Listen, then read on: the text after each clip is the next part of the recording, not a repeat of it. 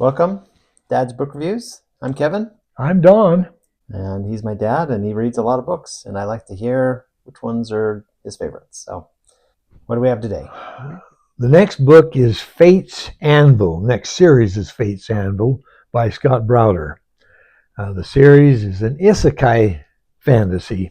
There are 2 books in the series, and the series is not finished yet. And the first book has 509 pages. How long ago did this series start? Is it It recent? started way back in 2019, and then he wrote another book in 2022, and we're waiting for the 3rd book in the series. And that may finish it. I don't know. So he's slow writing. Really slow coming out with it. And nothing I can find on the blogs to say, yes, he's still writing and he's coming out with a 3rd book. Anyway, Morgan McKenzie was having a very bad day. First at work, then at home, and then wouldn't you know it, her bathtub fell through the floor into a portal into another world while she was taking a bath. She's now in a world she doesn't understand, thousands of miles from any sort of civilization, with nothing but the bathtub and a scrubby.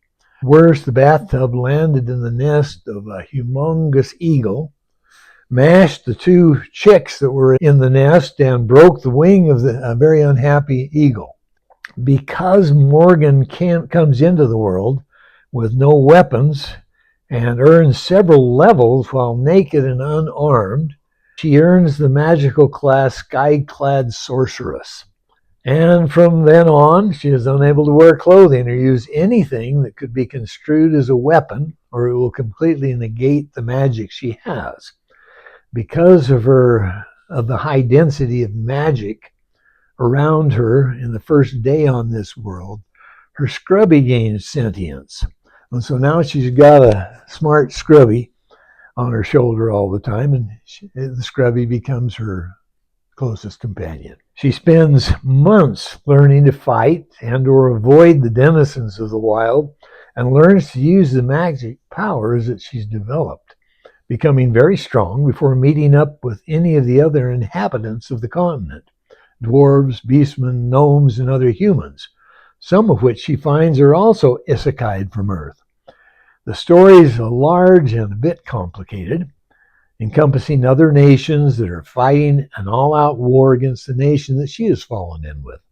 The magic system is complicated, but very well explained.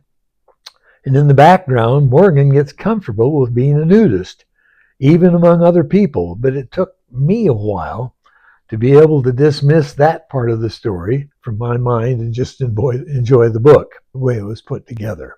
I gave it a 9. It was very good. Violence, there's violent incidents of high intensity. Profanity, limited hard profanity, a C. And sex, mature, mainly because she's naked all the time. It's not sensual in any way, but it's distracting. And age, teen. So doesn't that? I assume that's part of the story. Is all her interactions with others are always awkward? Well, yes, at first, but she gets finally very used to it, but others around her aren't used to Yeah, it. that's what I mean.